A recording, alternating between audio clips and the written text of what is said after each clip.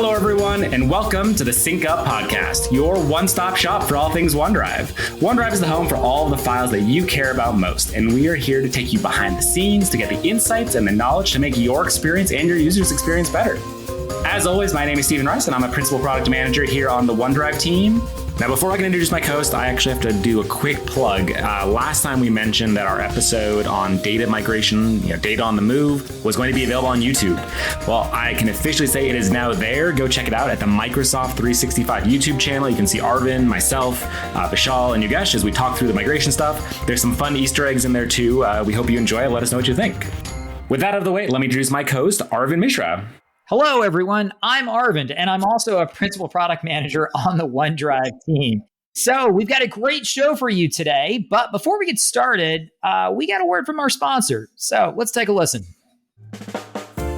Hey everyone, are you on the lookout to boost your Microsoft 365 smarts? Well then, have I got news for you. You have hit the jackpot.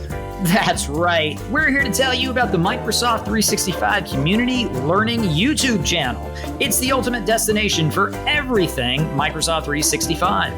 That's right. Don't just sit there, folks. Smash that subscribe button, ring the notification bell so you are always in the loop on the latest and greatest features for Microsoft 365. For example, are you craving those nifty tips and tricks? Well, our squadron of whizzes, they're all at your service with deep dives, conference sessions, and more. It's a goldmine for both experts and newbies alike.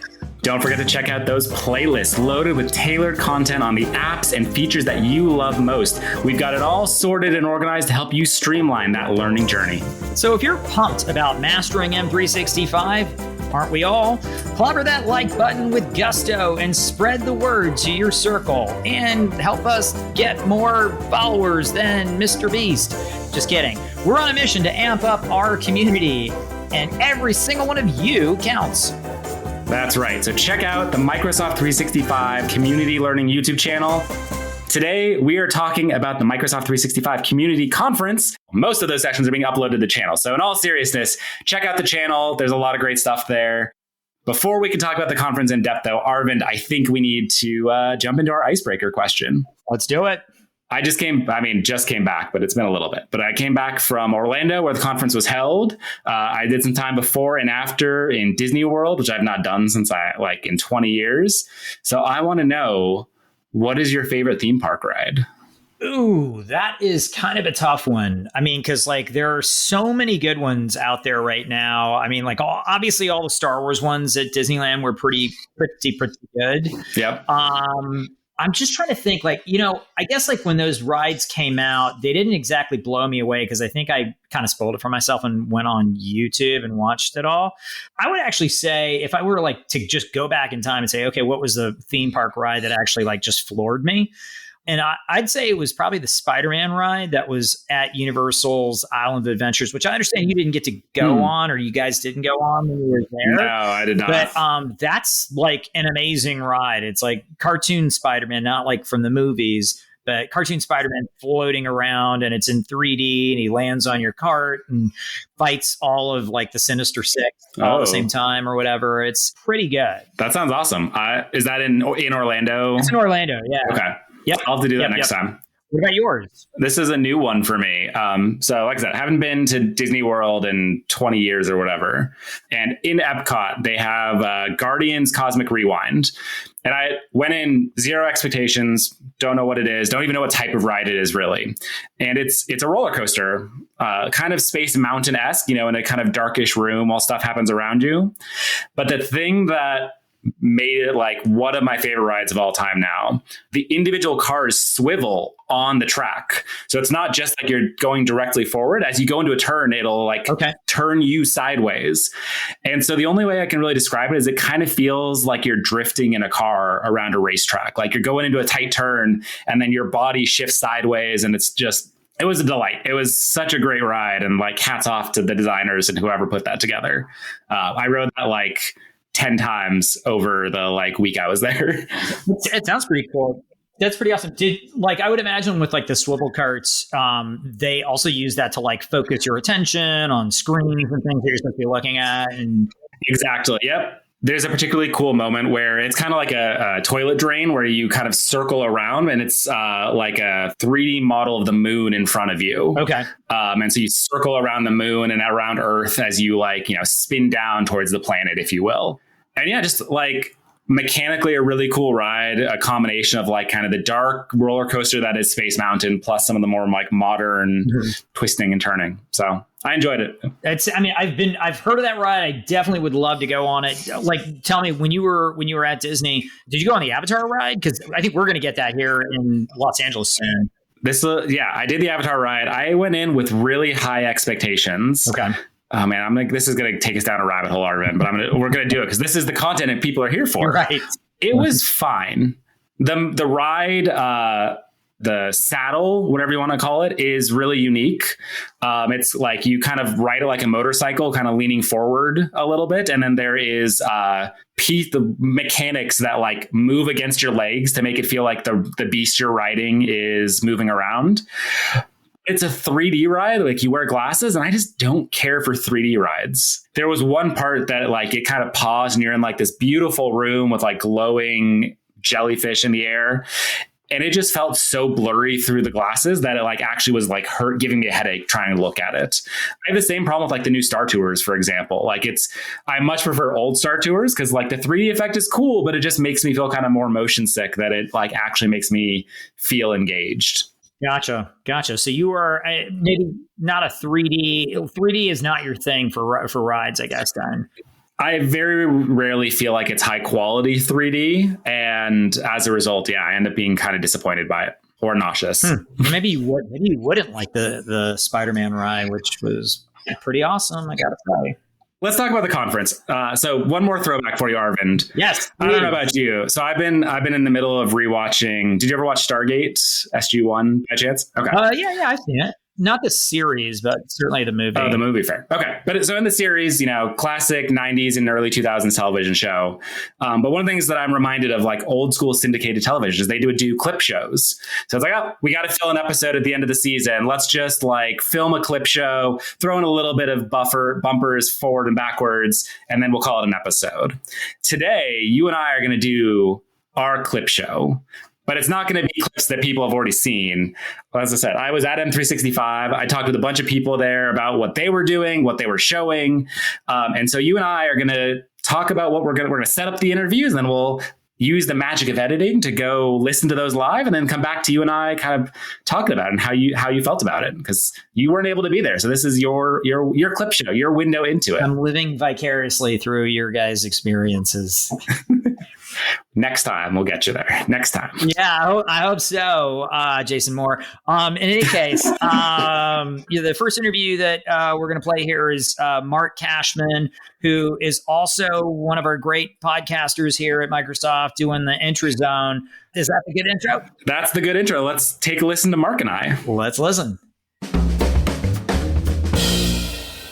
All right, Mark, I don't know how we've not done this so far, but I think this is the first, at least since we've revived Sync Up, like Sync Up Intrazone crossover. I think of it as the sync zone is what we're entering into. I hope it's not going to be a sinkhole, but if we think about it too much, and I think I've heard all of your puns on Sync Up, so I'm just regurgitating some of your good stuff. But yeah, it's great to see you, and I love that we're bringing the two podcasts together, and I think we should make it more of a regular thing. Yeah, I'm definitely on board with that. Although if you're going to bring better pun game, I don't know if I can allow that.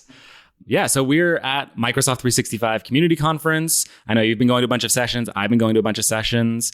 How's the conference been going for you? I haven't seen you because we've just been running around everywhere. Yeah, I'd say that's the kind of the funny thing about conferences is you know where somebody's going to be, or I know what you're doing here, but that we don't see each other too often. I think we saw each other at the booth, which was fun. And you were pretty inundated by people asking questions. So that's going to be my question to you. But at the conference here, I've been racing around starting on day one, supporting Jeff in his keynote. And all you saw that Naomi was talking about, I was sort of helping her get her content ready. Off of that, then it felt like I was just racing around. I kept my head on, but I still felt like a chicken clucking everywhere. going to all the SharePoint sessions, catching up with some of the OneDrive sessions, seeing the action in the booth. We had the Ask the Experts, the roundtables. And part of my job was just to make sure everybody had what they needed. But then when I got to put on my subject matter expert hat, all the things that we're doing around sites and pages, some of the stuff that we showed in the keynote, the demos, page design and design ideas. So it really was still, I'm wearing my SharePoint hat. And the show here was really about all the product updates, things that maybe we've talked about and disclosed, but haven't yet delivered on. So they're coming soon, and here's the latest view on them. But it was really across the whole spectrum of SharePoint, SharePoint Premium, some of the things that bleed into what Stream is up to, what Loop is up to. Dan Castanera, who's our PM from Loop, who's here, he was giving some really great Loop demos. So I was peering over his shoulder and learning a little bit about Loop. Honestly, one of my favorite parts, I think, of doing conferences like this is you're hanging out at the booth. We've got, a Copilot station, a OneDrive and SharePoint station, an app station, all this type of stuff. And then you just get like a massive people come in and they've all got a question. And some of them you can answer, some you can't, some you direct to other places. But it is an exhausting but super rewarding 2 hours. And then I went over to the lightning stage and we had these quick 20-minute talks. Mark Mraz gave a great one on Stream that I was there for. Just, why do you stream? And he had a whole thing about how your ideas are poop emojis, and you had to be there. And then just going from that into sessions. And I was like, I want to make sure I catch Sanjoy Grave. I know an amazing talk on SharePoint content governance and SharePoint Premium and all that type of stuff. And then I didn't have time to make it. So part of what I want to do today is I just want to I attended the OneDrive talks. You attended a bunch of the SharePoint talks. I know you mentioned pages. For the Sync Up listeners that are listening to this, we don't always get a chance to talk about SharePoint pages and all the great stuff that you do on IntraZone. What's the big news on pages? What's been going on? I had someone come talk to me about flexible pages. And I was like, flexible is a cool word. I don't know what that means. Great word. So there is a ton of flexibility that's coming to the page layout. So imagine you're in your old My Documents folder in your My Site that is now OneDrive. The site is abstracted away, I know, but a lot of people used to do some of what I'm going to describe. In a My Site, they would create their own pages. And it's kind of moving that direction for SharePoint. You can create the page and then put it where it needs to be. That's kind of the part that, is that you're a creator and we want you to create. But a lot of what we showed at the conference was from a creation experience. How can I lay out my page so that it looks beautiful? There's some really cool Copilot integration that's coming where, same as you would today, you start with a page template. Some people start with the best template, which is the blank template. Some people start with these heavily customized, already looking great, and then you add your content type templates. But now it's kind of like a Mad Lib where you go and create a template and you fill in, what am I making this page for? I might even pull in a Word document that is already something that I did, like a spec document or a customer brief or something like that. And then it'll build the page with my Word document content in the layout that the template, kind of dictates. And what you get is a super head start into what the page looks like. But then the flexibility part, which is what you heard about, is now instead of a 3-column layout, which is left to right, 3 columns, that's great. You can add a lot of content that way. But the flexibility comes in where we now kind of have hidden 12 columns, which means you can put an image and then overlay a text, a video, a photo, a Power BI web part if you want, whatever web part we have, you'll be able to lay it out kind of anywhere within those 12 columns. But to the feel of it to the end user and what we showed is it really looks like you can put it wherever you want, like you're in a design program. And of course, with Copilot, it's like you're having your own personal web designer. So mix the two together. The goal was start faster and give you the flexibility to make them look how you want them to based on real content so that it's easy to digest. And we take into consideration mobile views, laptop, and of course, tablet views. And so it just all flows really nicely and gives the person who's creating the page and then a great consumption experience. That was a big part of what we showed in the keynote, in the general session, and then they had a breakout too where they showed real life code, moving SharePoint around like nobody's ever seen. Part of my question I wanted to ask you was something similar. I know OneDrive pretty well because, we plan some of these things together and I know what your titles and abstracts are, but what were some of the things that maybe were the wow moments that you and the team were excited for? And of course, then kind of how were they received? How did people like them here? There were 2 big things I think that we talked about that were really cool. One was we continued talking about colored folders. Carter had a session this morning about deploying the sync client, and he finally showed off colored folders inside of the File Explorer view inside of Windows. Did a really cool demo where, he flips the color in web and then it shows up in File Explorer, just a second or two later as it syncs down. Jeff talked about it briefly in his keynote. Colorful just always gets applause. On that one, it's pretty new to see. I think you've talked about it, but to see that completeness, I think, did it get the claps that it deserves? I think so. One of the big drum beats we've been going for over the past, 6 months or so has been this, OneDrive is where you are. This came up in the booth quite often. People are like, I love some of the improvements you made in OneDrive on the web, but my people are all in Teams. They don't go to OneDrive on the web. And it's like, that's okay. We've integrated OneDrive into Teams now. It's all there. You don't need to worry about if you want this feature, you go here. If you want this feature, go there. So having that come through was awesome. And then the other big piece. And so Jeff gave a keynote speech, it was called The Age of Copilots. And my initial response was wow, that's a little cheesy, right? It just gives me Marvel Age of Ultron vibes. Exactly. And Michaela did some live demos, which is always a little bit scary when it comes to Copilot. 15 minutes of live demo using Copilot. And it was her personal sign-in that she was. It was a risky demo. But it was fantastic. She walked through some of the basics we've talked about, hey, here's a document, please summarize it for me. Copilot's awesome at that. We've kind of shown that off quite a bit. She showed some of how it integrates across the suite. So she did and this was where the live aspect of it was really cool. Michaela reports up to Lincoln Damaris on our team, but she did hey, tell me about the top 5 action items that Lincoln have sent me over the last 2 weeks. And, Copilot spits out her actual work experiences over the last couple of weeks about what's been going on, which was really cool. But I think the one that was the big crowd pleaser, got some applause, got a bunch of questions at the booth, is she had a folder of, 4 or 5 resumes that she wanted to compare and contrast. You're hiring someone, you need to figure out just the basic information about them. And Copilot natural language, hey, can you just compare these 5 resumes in the form of a table? And Copilot spits out a table. Yep, here are the 5 candidates. Here's their, varying years of experience. Here's their different skill sets and things like that. That ability to rationalize across not just a single document, but multiple documents across the folder was really, really cool, and was probably one of the highlights of that keynote for me.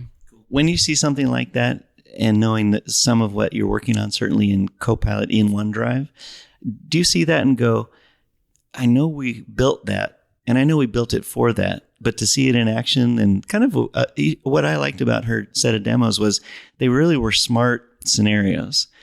Copilot is, of course, behind it, the documents, in the right place in OneDrive, SharePoint.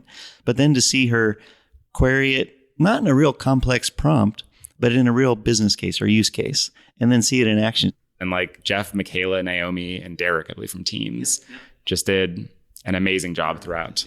From the get-go, it was pretty much designed to be a 75-minute, as much demo as possible, with Jeff, kind of peppering in a lot of the vision and strategy. But to see the amount of content that they landed, and of course, I think for you and I to see how they represent, a lot of the work that the collective do, I think there's a lot that summarized and put it in the right perspective. So I think next topic I was curious about to ask you was, especially around the booth, but it might not have happened at the booth. You come here representing the OneDrive team.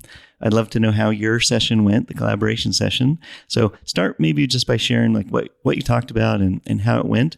But I also want to know, what was the strangest thing that somebody asked you, either at the booth, after your session, or randomly they said, Stephen, I saw you on stage. And then they went and took a huge left turn and asked you something you did not expect.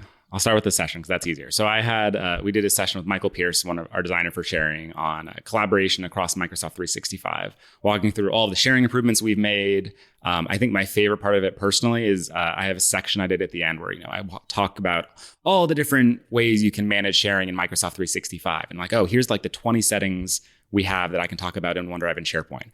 And oh, by the way, there's also more in Microsoft Entra and Microsoft Purview.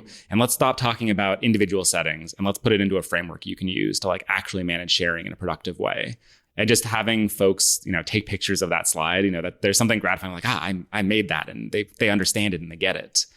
As far as interesting booth interactions go, I had a fascinating conversation with a woman. I think she worked for a nonprofit, if I remember correctly. And we started off, she was interested in governance, how to govern content inside of OneDrive and SharePoint, what tools are available, and just desperate to learn. Like a sponge is maybe a better analogy, like just here to soak up as much as she could. And we talked about that for, 5 minutes or so. And then it turned into a completely different conversation about culture and growth mindset and talking through, her experiences. She came from an education background. So she talked about, helping people learn and adopt product, how to teach people to use product. And then, segueing into like, how does Microsoft do that? What does the growth mindset at Microsoft look like? And how do we approach product development? And I was not expecting to have, I think I generally had like a 20-minute conversation with her about growth mindset. You became the attendee for a little bit. Yeah, definitely. It's just not the type of conversation I expected to have, but it's why I'm here, is to have that type of connection with customers. And I've had a couple of people, come up and be like, I need this specific feature. Like I had someone reach out today about granular sharing settings. He's like, I have this business use case. I'm not quite sure how to set up. I'm like, let me pull up the demo computer. Here's the PowerShell that you will run in order to do this. He's like, that is what I came here for. Like this has made my trip worth it. It's super rewarding. Okay, so we've been talking for a bit. So just to kind of like bring us home a little bit, I said at the beginning, like this is the first time we've done like the sync up, intrazone crossover. I don't know about you. I feel like I've been a shill all week, like trying to like, oh, no, go listen to Sync Up. It's really funny and we have a lot of good content. What is your shill for intrazone? And for folks who are listening here for the first time and are not heard of it before? Absolutely. So thank you for the opportunity. So the intrazone is, really focused on SharePoint. And then I put in the and related technology because there's the value of SharePoint powering a lot of different applications. So Loop, lists, now things like Whiteboard and parts of Viva, and of course our roll-in teams and, everything that's sort of Copilot-y. I'm working on an episode for Copilot. I feel like we're a little downstream from the big news of Copilot, but I think it's time, there's some real stuff coming from the SharePoint team. But it really is to put a voice to people working on the product. I often have partners on the show. How are they working with SharePoint? What do their solutions look like? And then at times we have customers on who are willing to share. It's kind of like a mini case study. So hopefully the idea of the podcast is for people to learn what's new for SharePoint, what's possible, maybe what are some things they don't know about. And it's kind of an ongoing conversation throughout the year. The biggest feedback I get if somebody approaches me and says, oh, I love the podcast, or, hey, have you thought about doing X or Y? Is they always say a nice compliment. It's really nice to tune into the intrazone because you often are very, what is the latest? And it's really easy to consume. Longer form, which I think is same for your podcast. When I hear what you all do, it not only says, oh, we've got this cool new sync feature, but let me tell you why. And the one correlation between our two is I actually had some of your colleagues on the show to do what I felt was a sync up episode, but it came through my channels to kind of ask somebody from the OneDrive, what's better, sync or add to OneDrive? And your team did a great job. And this is not a joke. I've actually sent that link to more people than I can say, because they were asking that same question. I was like, oh, there's actually a great podcast that answers the question, not just what to use when, but why. Because in the podcast, and I've heard it on your podcast, you get into the level of depth of kind of behind the scenes, not just a sneak peek, but how we built it, why we built it, and what we're doing to make it better over time. So that's, I think, the value of the intrazone. Thanks for taking the time, Mark. I'm glad we got to finally sit down and do this. And if you haven't listened to intrazone, definitely check it out. And if you haven't listened to Sync Up or you're listening to it right now, listen again and subscribe.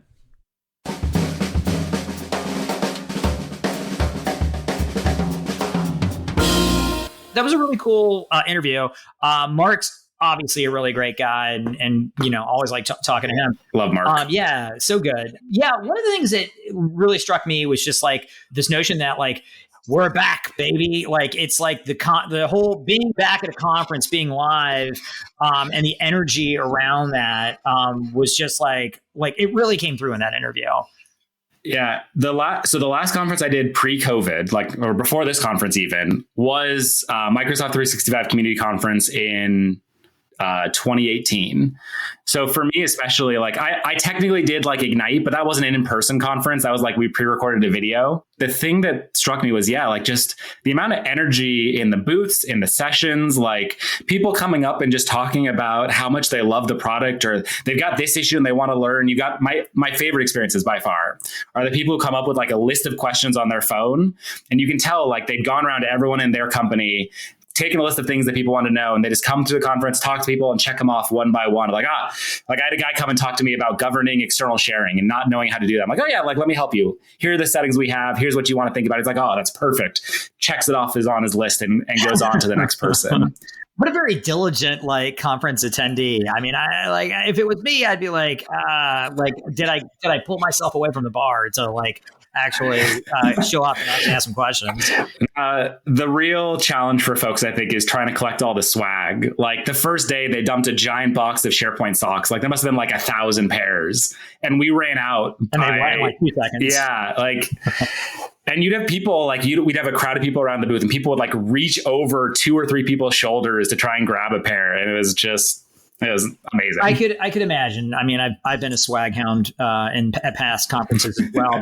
But I thought it was really cool how you guys mentioned, the last conference, maybe there was about 2,000 people. This conference, I think the organizers made a cautious decision to make it all live, and as a result, there was so many more people than there was at the last couple of ones, which contributed to that sort of excitement. But one thing that Mark talked about that made me think, oh yeah, I totally remember that from the different conferences was, just around you go in, maybe you're working at the booth, you are not an expert by any stretch, on a particular, any particular area. And you just hope that someone's not going to ask you a question that you're I can't answer.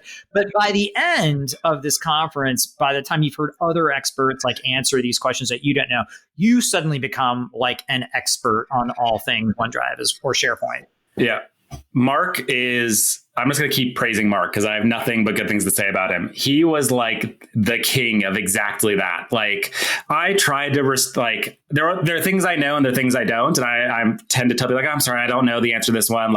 Maybe this person over here will help you, or if you can come back later, we'll try and get someone for you. Mark just knows so much. People come hey, I've got this question about stream. Mark's yep, I got you. What do you want to know? Just amazing. What a great way to grow your own expertise as well. But yeah, Mark of course is an expert. Let me ask you this: you guys were effectively bringing Intrazone and Sync Up together. Was it like Voltron? Was it the sum of the two somehow was better than each individually? Honestly, it was a little bit. You and I have loved all of the guests that we've had on the show, but there are some people that are very natural in podcasts and other people that you got to kind of coax and talk to a little bit. Mark is just instant on in podcast mode. You can tell in the interview, there wasn't Mark and I spent time prepping or talking about what we were going to talk about. We were just kind of riffing as we were going. And there are times where it's oh, Mark, I wanted to talk about this up. I want to talk about Copilot, and you went and talked about something else instead, but it was just such a natural conversation. And yeah, Mark, I think is going to play that's the same interview on his podcast. You should go check out Intrazone because they've got a bunch of cool stuff there too. But I just love that after, we're coming up on about a year of the new Sync Up and crossing over with the Intrazone. It's that's the two giants meeting. It's the Avengers showing up. It's oh, Captain America's in the Thor movie. What? I don't know. No, it's like Deadpool and Wolverine. There you go. That's a much better topical example. More timely. I would expect so. Well, speaking of Copilot, though, I mean, that was something that Mark mentioned, right? And I mean, there's a lot of excitement at the show around Copilot, right? Here's my dirty secret. So Jeff Teeper keynote for the entire session was called The Age of Copilots. And I saw the title at the conference because I wasn't involved in it. And I was man, that's kind of cliche. Especially Age of Copilots gives me Age of Ultron vibes. Which was not a great Avengers film for that matter. Exactly. I'll use some slightly PG-13 language, but I'll be damned. But when Jeff and Michaela got on stage and showed off the Copilot stuff that has happened, I've seen some of it, but there's a lot I hadn't seen, and it came through. And the audience was excited about it too. Just some of the scenarios and features people talked about, Copilot in Teams and Outlook in OneDrive. I mean, it really was the age of Copilots, and the questions I got at the booth were not, hey, why should I buy Copilot? A lot of it was, I have bought Copilot. How do I get the most out of it? How do I enable it? How do I govern it? It was really, really cool. And super exciting. I mean, I think one of the things I think about a lot is just you and I and all of us that work on the OneDrive team or M365 or whatever, we we have access to all of these features and we get to use them, way ahead of when they're actually going to get used. But then like when we go turn around and actually show them for the first time externally, even though it might be something we've used every day for the last 6 months or something, it's just great to see that excitement from the audience, as they're seeing it for the first time. Yeah. And especially in a lot of cases, you and I see very specific instances of Copilot and AI usage pop up. And when you back out a bit, there's something magical happening there. That sounds cliche. It sounds like a cheesy keynote you would go and see by Jeff Teeper called The Age of Copilots, but you watch it happen and you're like, wow, I get it. I get where we're going. And if there's one follow-up from this podcast that I would recommend, Microsoft 365 community channel, Jeff Teeper's keynote, The Age of Copilots, go and check it out. Because if you're not convinced Copilot can add something to your business, I genuinely think that hour and a half talk or whatever it is makes the case for it. For sure. The hype is real. Exactly. All right. So for interview 2, you talked with Laisha, who's a member of our OneDrive web team, right? So let's take a listen.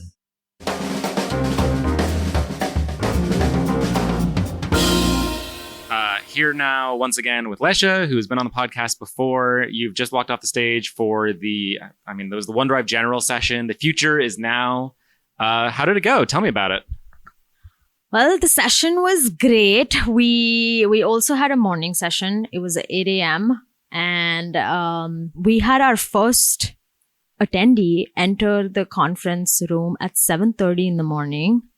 He kind of got behind the scenes, and we also gave him a sync up beanie because he was the first attendee. And eventually, the whole place was full. We had some people standing, which was great. We got a bunch of claps for colored folders, of course, in File Explorer. We've already had that in web, but we're bringing that soon to File Explorer. Then we also got a couple of claps for our add shortcut feature, which we've simplified and integrated with our favorites command. And that makes it super easy for users to organize their content within their OneDrive the way they like. Of course, Copilot, we're in the age of Copilot. That's the theme of the conference. Copilot got a whole bunch of claps, especially the feature that lets you compare different resumes and create a table on different attributes. So overall, great. We also had some trivia in our session, and I think I'm going to leave a question for the audience here, which is, what is the color that's most used for colored folders outside of the default yellow color? I want to say, was it blue? I think I'm going to go with blue, maybe green. That's what most of our audience guessed. They thought it was blue or green, but it's actually red. And the second most used is green, and then the third most used is blue. Surprising red, but I see it when you want to create urgency around something, you put the red color on it. Yeah, that's awesome. So we showed Copilot, we showed the colored folders features. We had the 4 broad themes for the OneDrive General session. Can you tell me what were the broad themes and then key features we walked through? Yeah, absolutely. We had 3 themes, which the first one was accelerate your productivity and teamwork. And that was just focused on you as an individual. How can you access your files, your colleagues' files that are stored in document libraries from OneDrive. And there we showcased how you can create files with our new Create experience, which shows you templates so that you can quickly get started with professional looking documents. Then we moved on to search, which is one of the most popular ways that users find their files. And we're bringing all of the rich filtering, date filter, file type filter, scoping everything to search, which I think it's something that I worked on. So I think users are going to be super excited about it, especially our end users. And the other one, which also I think was something that a lot of our customers have been asking for, is the media view, which lets you look at all your media assets, whether that's images, videos, across your OneDrive and document libraries from one place, which I think is really cool. And it also looks really nice when you go to the view to see all your images in one place. I just want to call out something and I want to hear your impressions of it. So one of the things that impressed me with your session is you were running through all these features is you ran through them all in a single live demo in an actual production environment. How did that feel doing a live demo in front of a packed audience with standing room only? Absolutely nerve-wracking. We were really worried that like the Wi-Fi or something is like not going to work in the room and then everything's going to freeze.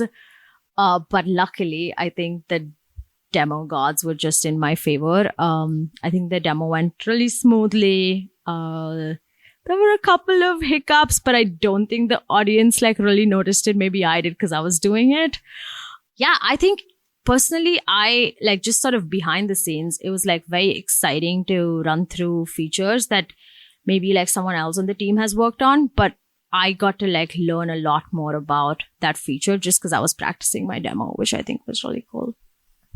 I have one more thing to add, which I didn't mention in one of the themes that we had, which was the way we've built the OneDrive experience. We want to make sure that, you know, if you're a Teams Power user or an Outlook user, we are bringing OneDrive to those apps as a macOS app. So you can just get to OneDrive if you're like trying to write an email and trying to find that file at the same time. Like you don't have to go switch, you know, your tab and like open a new tab and open OneDrive in it. You can just get to it from Outlook, and same goes for Teams. And we do see a lot of our users using OneDrive from Teams and Outlook. So the way we've built it, no matter where you are, OneDrive is there for you. And you can, depending on how you like to work, you can just get to OneDrive. Yeah, I'll say at the booth that theme and idea played really well because I'd have people come and be like, hey, you know, my users just don't use OneDrive Web. They don't get to take advantage of, you know, the new search experience or the new media view or things like that. And I'd be like, it's okay. Do they use Teams? And they're like, yeah, they love Teams. I'm like, yep. OneDrive is there, same experience, just awesome. Well, thanks for taking the time to talk. I know you've got to run back to the conference, plenty of other customers to talk to, and enjoy the rest of your day. Thank you for having me. So that was Lesha. So as you heard, Lesha, Liz, and Irfan, all of whom have been on the podcast before, they delivered the kind of OneDrive keynote, if you will, walking through all of the goodness of OD3, colored folders, Copilot. Like basically, if you've been listening to Sync Up for the past 6 months, everything we've talked about was distilled into this one session. And again, it was just awesome. Like seeing it all back to back. OneDrive, it's really improved in the last year, but with all the work we put into it, it is transformative, transformational, I think is what it is. Close enough. Yeah, no, I mean, I'd agree. I think at this point, like I use OneDrive Web almost exclusively because of all the features that Lesha and team presented. I use OneDrive Web almost exclusively to sort of navigate my files versus like using the Explorer. No negatives to the Explorer. I just like OneDrive Web's, you know, experience a lot better, but I was actually surprised on colored folders, like, because I feel like I try to use a lot of colored folders, but like Lesha's answer about what was most popular, I'm clearly in the minority here, like with the popular colors. I mean, I'm going to assume you use blue as your most common folder color. I like blue. I like a little purple. I like a little green. Like I like the cooler color, what I would say. I'm in the same boat. Like anything OneDrive related becomes a blue folder. But yeah, and just for the record, the audience was stumped by that as well. Like they all also were voting greens and blues, and red was like no one even guessed that one, which was fascinating. It's so angry.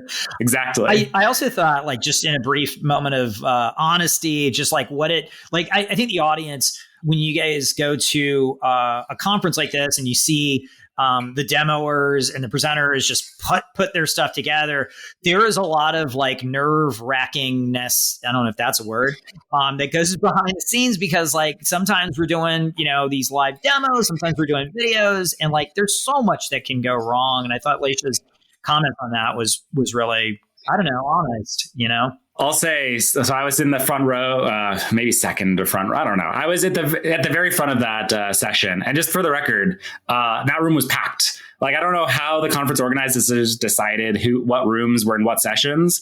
We counted. There were 280 chairs in the room, and they had 320 people signed up. Like, it was standing room only in there. And then Lesha gets up there, and I think she did something like 10 minutes of straight live demo inside of OneDrive. How scary. Showing off all the experiences, going from one to one. And I mean, we've had her on the podcast. She's aced it before, and she aced it there. Like it was, I don't know, there's something magical about a live demo that just seeing the product working and doing its thing. It is magical. It is also extremely scary, is what I would say, as having been a demoer and that kind of form before. But oh yeah, that was a super tight interview, and it sounded like it was a super tight presentation. But your third interview, with Carter, I mean, sync is always a popular topic, and I know Carter is super knowledgeable. So let's take a listen to that.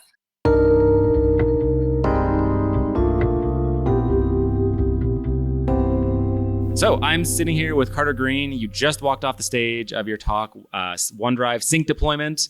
But yeah, so Carter, welcome to the Sync Up podcast. I know you've never been here before. Hopefully this will go easy on you. How did your session go? Thanks, Steven. It's great to be on the podcast. I loved my session. It was early in the morning, so I was a little bit worried about that. But we covered loads of new things that we are delivering from the Sync client. We talked about OneDrive and sort of the possibility of having multiple clients, but really our customers and the audience was fully focused on deploying the Sync client within Windows and Mac OS. We talked about syncing up, sort of configuring the OneDrive client to be able to arrive at our ideal state. We also talked about the things that were coming, either the things that we shipped in the past 6 months, and then got a lot of excitement over the things that were coming over the next 6 months. So a lot of energy from the room. Overall, I've just had a really good conference talking to people, a variety of sync questions. We've had some migration questions. We've had some colored folders questions, as well as the new offline mode questions. And so all of it being a sync-powered experience, whether we were powering the experience in File Explorer or in the web, a lot of presence at Sync. So we're happy. Let me just say, I was really impressed. So not only did you have the coveted 8 a.m. slot on the last day of the conference, it was also the first session after like the Universal Studios attendee party event the night before. So there was a lot of dizzy faces. People were tired. How did you engage them? How did you get them involved? Yeah, we were worried about this. An 8 a.m. session the morning after a late night party for the whole conference, being able to capture that audience and get them engaged, we had to wake them up. And so, one, thank you for the Sync Up swag. That helped. Two, I actually ran a poll at the very first to see how many people rode the most roller coasters. And I luckily found out that nobody beat me riding the most roller coasters. And so I was tied with multiple people in the room. And we all sort of suffered through that together. But we were happy. We initially started off sort of pulling the crowd and trying to get them to engage with us. And we kept their attention throughout the whole talk. So we're happy about that. How many roller coasters did you ride last night, Carter? I rode 5. It might have been 4, but I'm pretty sure I rode 5. After the third one, we did the Velosa coaster twice in a row in like 10 minutes. And after that one, my stomach started to get tight on what we don't have to go into descriptions of what happened after that, but I pulled it together and I was healthy through the whole night. I just had to sleep and hydrate a lot this morning. Sounds like the go-to strat. So you mentioned deploying Sync, huge topic, couple of announcements. I know we showed off colored folders in web, of course, which has been super exciting. Did I see colored folders maybe in Windows as well? Yes, you did. We are excited to announce that colored folders will be coming to the OneDrive folder within File Explorer later this summer. And so those folders that you have set in the cloud, they will come down and sync down to your OneDrive folder in File Explorer, and you'll be able to change your folders to red, green, and purple, and all of the other colors, and they will go up to the cloud as well. I know that is a much-loved feature. So just to kind of close this out, any other kind of big announcements or things we talked about that you think are worth sharing with the audience? I think the two biggest ones for us, other than colored folders, will be we announced and released and had a blog post this past month on the new offline mode, being able to see the sync powered files on demand states, as well as having a complete offline mode and performance improvements for the website. That's number one. Our number two big thing is talking about our Sync Health Report exports. Sync Health Reports export functionality that is coming through Microsoft Graph Data Connect. Being able to look at your sync deployment across your workspace and then being able to see who within my workspace has errors, how's their KFM rollout going, and are people in a healthy state? Are they on an old client, new client? And then the export functionality is actually being able to take all that data and putting it into a single JSON file. And then you could join that against your own company's data sets or things and be able to arrive at more personal insights, but actionable for your own company. So being able to have that announced today and being able to talk with customers about it, we've had a great week with it. Awesome. Well, thanks for taking the time to talk, Carter. I know you've got to run back to the booth and all sorts of other exciting things, talk to customers. Thanks again, and enjoy the rest of your conference. Thank you.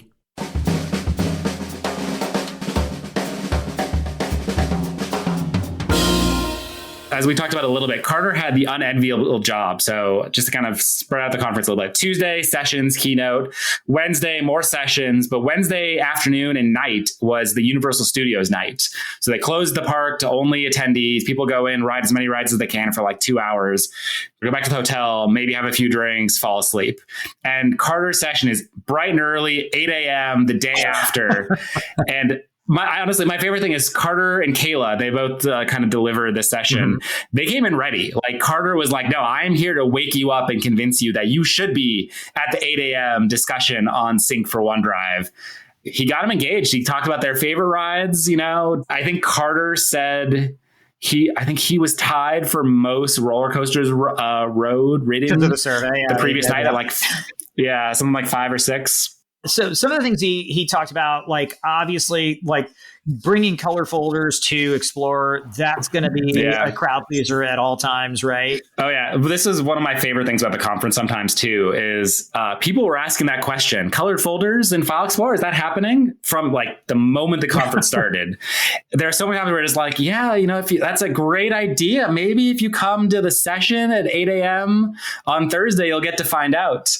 This is one of Jason's favorite features, I know. He actually wrote the code. He didn't. He wrote some test code, yes. No code, but some test code. But it was super popular. They talked about Nucleus, which of course we've talked about here on the podcast. With Andre, Yeah. Carter did a live Nucleus demo, which was pretty cool, where he like turned the internet off on his machine, on his demo machine, and then showed what you could do with it, which was just excellent. So awesome. Yeah, doing a live code demo, it's just, for the audience to know, offline mode is slowly rolling out because like we're making sure that it's, the present, that all the technology works and they're, we're making sure we iron out all the bugs. Yep. And so like the code is slowly rolling out, and he did like a live code demo in front of, 100 people or however many people. So that, I would imagine that would have been very scary for him. Exactly. Yeah. He did a great job. Every minute of it. We've shown offline mode a couple times. We've shown it at office hours. We've talked about it on the podcast. I do think there was something magical about seeing it live, because it's a hard thing to explain. Like, what does offline mean? How do you like, what does offline mode look like? And it's hard to show offline on a Teams call. And this was one of those cases where I was like, I get it. It makes sense to me now. Makes a lot of sense. It makes a lot of sense. Again, for any of the folks that are out there like me, where their number one, OneDrive Surface is OneDrive Web, like it's going to make a huge difference for folks like you and me. Yep. The other thing that he also talked about was the Sync Health Reports, and I guess that got a pretty good response from the audience. Yeah, I mean, this is one of those admin reporting, especially at a conference like this, always a massive place of interest. Admins want to know what's going on in their organization, and this was no exception. Like they showed off Sync Health Reports, which has been one of those most common requested features. Talked about export and how you can kind of get those results into your own machine and stuff like that, so you can crunch the data and all that kind of goodness. It was awesome. Yeah. Oh, so exciting. Definitely not a feature that I would use since I'm mostly an end user, but I understand why it'd be super important. So for the fourth interview, you spoke with our good buddy Vishal, who we just recently had on our Sync Up podcast here. How did that go? Well, let's take a listen and find out. Hey, Vishal, I'm glad I finally got a chance to catch you here at the conference. How are things going? How have you been enjoying everything? Yeah, it's been great to be here back in Orlando. I've run into so many customers, partners, or ISVs. Both at the expo and on the sidelines. The energy is amazing, electrifying, really, and so much conversation, so much follow-ups that's going to happen after this conference. It's going to keep us all really, really busy as we also take care of other things, our planned work. So it's just been amazing to connect with so many wide variety of stakeholders, all the way from our customers and their business partners, given transformation track here as well, our product leaders, our senior leadership team and engineering leaders as well. So it's just been great to have, as Jeff said, about 300 plus folks from product and engineering all here together, addressing a lot of these conversations.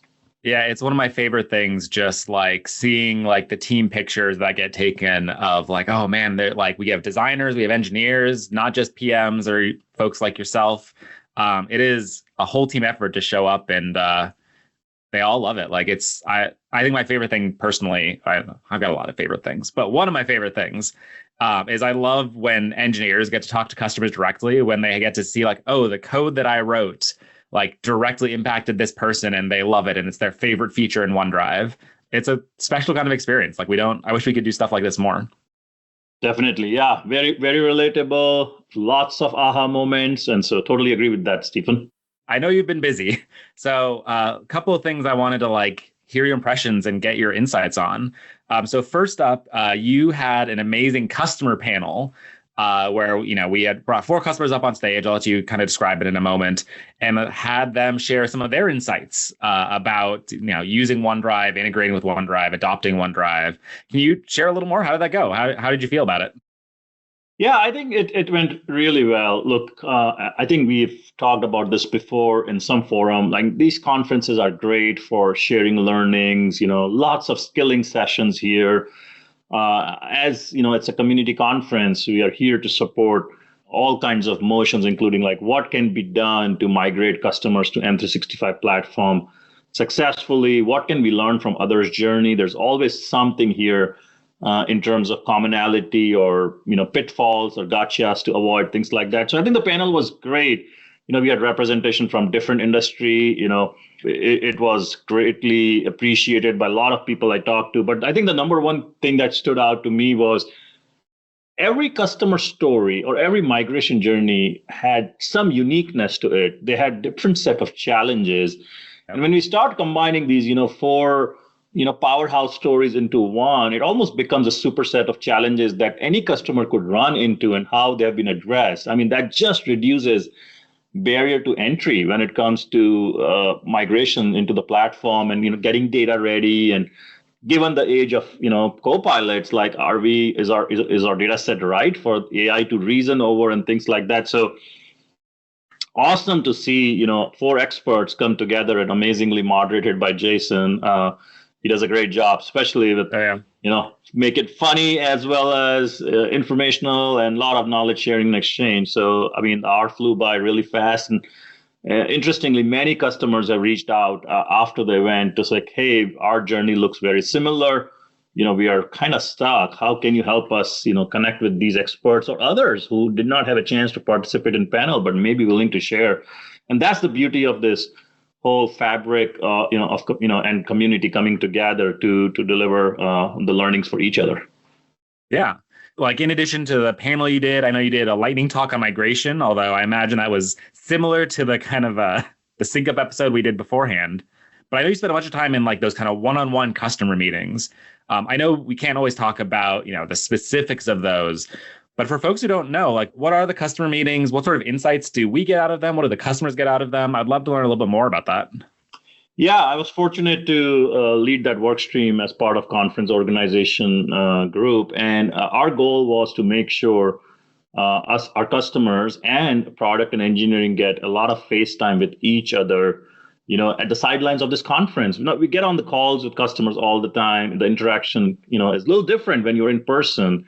And it was such a great moment to enjoy those conversations, a lot of feedback that could potentially help us with our product planning and roadmaps and things like that. We're wanting to know the insights, what's working for our customers, what's not, and really take that back with us and see how we can apply some of those insights into our next phase of planning work that we typically do. And I think that one thing that stood out to me was I saw an interesting divide here. There were some customers who were present, but they really did not have any idea about the side forum that was available or made available through with coordination from account teams. And there were some who participated in several meetings with different product leaders, product makers, engineers, designers. And so I think my goal here is to just make sure that customers know that the side meeting forum exists, and they can be nominated by their account teams, and we have a triage process to make sure we match the agenda to the right stakeholders in the room from Microsoft side, and make sure we have a very productive conversation. And bidirectional feedback is always that's amazing out of these conversations. Yeah, for sure. Any other last notes or insights that are worth sharing with the audience? What was your favorite thing that you learned or heard from a customer during the conference? Yeah, one of the exact meetings we had with our president, a customer talked about a feature or one of the tooling we have recently released, and they're in the business of a lot of mergers, acquisitions, divestitures, and things like that. And they said the tenant-to-tenant migration offering that Microsoft has released has been a game changer for them. If that was not there, they would not have been able to do so many of these transactions on time, especially mergers, acquisitions, and divestitures get tricky. So I think that was an interesting one I heard for sure. I knew it had an impact. We can cut the time, but the fact that customers said it was almost impossible for them to do was wow, above and beyond to my expectation. I think that was a good one. And then I think overall, my take is this is such a big opportunity for all of us, to come together, and it kind of reminded me of career fair in college days. You're able to speed connect with so many stakeholders in under 3 days. Sometimes it takes us months to get these calls on the calendar. And so the ability to, have impromptu meetings, ad hoc, connections, including our broader community, MVPs as well, was just mind blowing. The forum gave us roundtables as a more a smaller group settings. That was great. And so I think the conference has evolved into something where there's a lot of goodness for every kind of stakeholder, irrespective of a persona. So I think it's becoming one of my favorite ones for sure, Stephen. Yeah, I feel the same. I really appreciate you spending the time. I know, like I said, it's been crazy, but enjoy the rest of your conference, Vishal. Have a good one. Yeah, it's going to be great. So thanks for catching up, Stephen. That was Vishal. I think he's now officially the only guest we've had on back to back, just by happenstance. Well, let me ask you this: was he wearing a suit? Vishal always wears a suit, Arvind. That's ABS. Always be selling. Always be selling ABS. I think it's always be closing, by the way. Whatever. This is why I don't wear a suit, Arvind. This is I don't know these things. Likewise. Obviously, we talked about migration. Vishal, super smart dude. I think that came through clearly in our last episode. But watching Vishal at a conference is like watching Superman fly around Metropolis saving people. Mm-hmm. Vishal just goes from customer meeting to talk to session, and is just nailing it. And in a suit, of course, every step of the way. And there are just so many, I had a couple customer meetings with him where it's just Vishal walks in the room ahead of time. He's like, okay, we're meeting with company foo, we're meeting with Contoso, and these are the things they're interested in. This is what they want to know. Steven, you're on point to answer this question. Jason, they're going to ask you about this. Don't say yes, or whatever it is. Yes. And And then they come in and it works exactly that way. And you're like, man, he just knows. Yes, he does. He is always closing. I did think that, from our last podcast, him bringing up the tenant to tenant migration, when he was talking about one of the favorite things that he heard from his customers, I felt like it was like tying it all back together for me, Yeah, it happened a few times, honestly. Like, obviously, a lot of companies come and are interested in migration. Vishal, close in as usual. I think the other thing he did that I really loved is we had a customer panel. And this is one of those things. And like, again, hats off to Irfan, who also worked on this, and Vishal. Customer panels can be mixed sometimes because you want to have people up there who have interesting stories. Yep. They're good at telling it. And he got 4 people up on stage, 4 customers, but they just walked through their experiences migrating to OneDrive, driving adoption, the challenges they faced, how they surmounted it. It's just inspiring to hear some of these like major customers, companies you would know, talking about how they achieved success with our product. It's inspiring. Vishal's like one of those folks that just like thrives on like customer connection and like talking to customers and listening to their problems and trying to solve their problems. And so I could see why him being at a conference or back at conferences, especially ones that are big like this, would be, he would just be in his element, I'll actually say this isn't specific to Vishal, but one of my favorite customer meetings that I didn't have is we had a customer meeting scheduled, and Vishal came into the room like 5 minutes before it was about to start. And he's like, "Hey, they're not coming." And we're like, "Oh no, what happened? Like, are they angry?" And he's like, "No. They went to Lesh's talk. That answered every question they had about what's coming for OneDrive. Like, they are excited about it. They think it's awesome. They just didn't want to waste your time." And we were like, "Okay. Success. Fantastic. Call that a win." Excellent. Well, that is awesome. Vishal, always a good guy. He's always closing and always wearing his suit. So with that, I mean, is there anything else about the conference that you, maybe not in these interviews, that you'd want to mention, Stephen? I'll selfishly mention I gave a talk on collaboration and how to manage collaboration. That was really fun. Michael Pierce, our design manager for the sharing experience, was there. One of my favorite things about these conferences is we don't just bring PMs. We bring our customer people. We bring our designers. We bring our engineers. And getting to connect customers to those folks is always inspiring. And like Michael got to go up on stage and do like, I made fun of him a little bit, but in a good natured way. Like he did like the design voice, the Steve Jobs, like, "We've made the share dialogue simpler than you can possibly believe. Look at those rounded corners," and like the PM is like, rounded corners. Who cares about rounded corners? But like being able to talk about the craft that goes into making the product is always super inspiring. Oh yeah. No, I'm fascinated. But like, there's so much. Yes, it's hard for, if you're just a regular user, use OneDrive just as a tool, or any piece of software that Microsoft produces as like a tool. It's hard. You're just trying to get your job done. And at the end of the day, you may not realize the amount of craft, the amount of like obsession that our designers and our engineers, for that matter, have over the thing that you use. It's definitely like something as someone who's been at Microsoft in a previous stint and now back, it's definitely something that like you just now see so much more prevalent across the things that we build. Everybody just cares about everything that we put in front of customers. Yeah, it's my favorite part of bringing the engineers too, because they care, but they don't get to go in the customer meetings that like we do, or designers do, or the researchers do.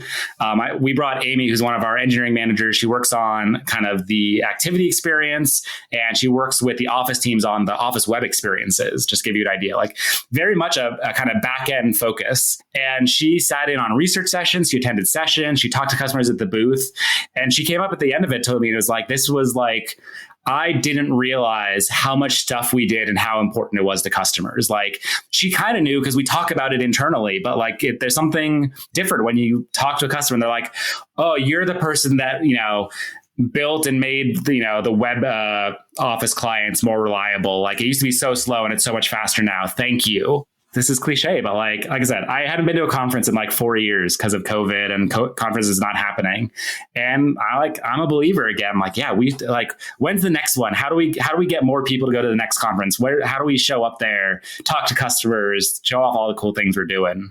It's just awesome. And I would say, like, as they get bigger, we're going to bring more people, cooler stuff. And like, I think we all, like, Microsoft always thinks about these as like productions and shows. And we try to bring amazing stuff for all of our customers and fans to see and appreciate and get to use. So with that, I mean, we hope that these conferences just keep getting bigger and bigger, and we hope to see you at the next ones. And so with that, we want to thank everyone for listening and joining us today. And Stephen, before we sign off, how can people find and learn more about you?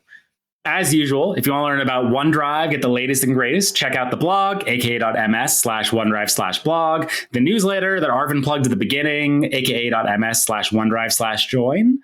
You can find me on LinkedIn at srice08 and Arvind at ArvindMishra1.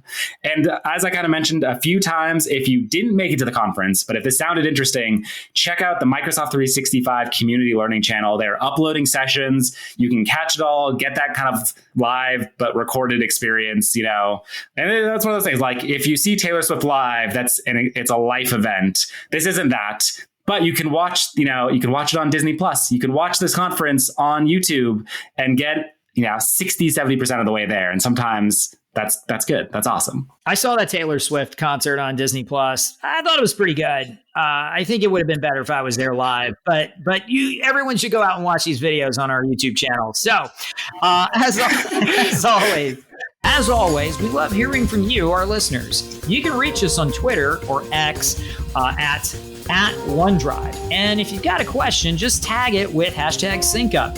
You can visit our page for links, resources, and more at aka.ms/syncup. Yeah, if you're looking for one of those things to engage or tag, let us know what your favorite M365 session was if you watch the videos. We'd love to hear it. You can also send Arvind and I questions directly. You can email us at syncupquestions@microsoft.com. Don't forget to subscribe to SyncUp wherever you get your podcasts. If you enjoy SyncUp, if you find it useful, tell your friends. Word of mouth is, as always, the best way to get people engaged and help us grow the show. And if you're curious about other Microsoft podcasts, check out aka.ms/Microsoft/podcast. And as always, a huge thanks to Lisa for making this podcast possible. Thank you for listening to SyncUp. We've been your hosts, Stephen and Arvind, and we'll catch up with you next month.